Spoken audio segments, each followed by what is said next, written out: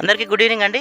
ఇది ఇగో సొంత పొలంలో క్యారెట్ని తెంపుకొని ఇలా పచ్చిగా తింటూ ఉంటే ఎంత ప్రొఫెషనల్గా ఎంత సక్సెస్ అయినా కూడా ఈ సక్సెస్ ముందర బయటికి ఏమీ రాదు.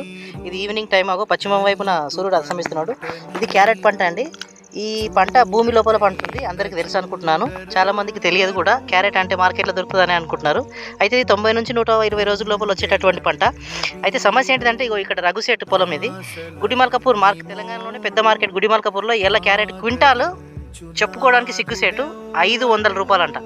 ఈ పంట తీయడానికి ఒక రోజు కూలికి 500 పడుతుంది. ఒక క్వింటాల్ పండించడానికి ఎంత ఖర్చు అవుతుంది రైతుకి? సో ఇప్పుడు మీరు అందరూ ఏం చేయాలి అంటే కామెంట్లో టైప్ చేయడానికి ట్రై చేయండి. అసలు ups and downs of agriculture ప్రొడక్ట్స్ని బ్యాలెన్స్డ్ చేయాలి అంటే మనం ఏం చేయాలి? రైతులుగా మనం ఏం చేయాలి? గవర్నమెంట్ ఏం చేయాలి? ప్రభుత్వాలు ఎన్ని గవర్నమెంట్లు మారుతున్నా కూడా, కేసీఆర్ కానీ రేవంత్ రెడ్డి కానీ వీళ్ళెవ్వరు ఎన్ని మారుతున్నా కూడా stabilised market rates, agriculture market యార్డ్లో స్టెబిలైజ్డ్గా క్యారెట్ అనేది ఇప్పుడు మార్కెట్లో 40 రూపాయలు దొరుకుతుంది. కానీ ఇక్కడ చూడండి, పుణ్యానికి పుక్కడికి తెంపకపోయినా కూడా ఈ రైతు ఏమనట్లేదు. ఎందుకంటే మనాలే కదా అని చెప్పి ఏమనట్లేదు. కారణం ఏంటిది అంటే 5 రూపాయల కిలో మార్కెట్లో పోతుంది.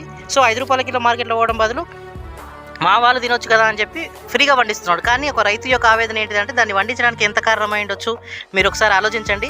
సో ఇది పరిస్థితి పరిపూర్ణంగా తెలంగాణలో అందరి రైతుల యొక్క సమస్య ఇది. దీన్ని మనం సార్ట్అవుట్ చేయాలి అంటే ఒక తుమ్మల నాగేశ్వరరావు గవర్నమెంట్ ఇప్పుడు ఏం చేయాలి?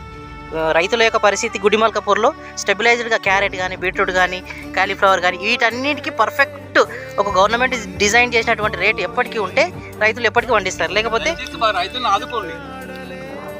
సో దయచేసి ప్రభుత్వం కూడా మా రైతుల గురించి ఆలోచించి మేము పండించే ప్రతి పంటకు సరైన మద్దతు ధర కల్పించాలని కోరుకుంటున్నాం.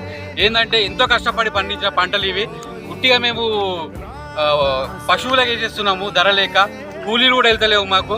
ప్రభుత్వం ఈ విషయంపై కొంచెం చర్య తీసుకోవాలని చెప్పేసి తెలియజేస్తున్నాం.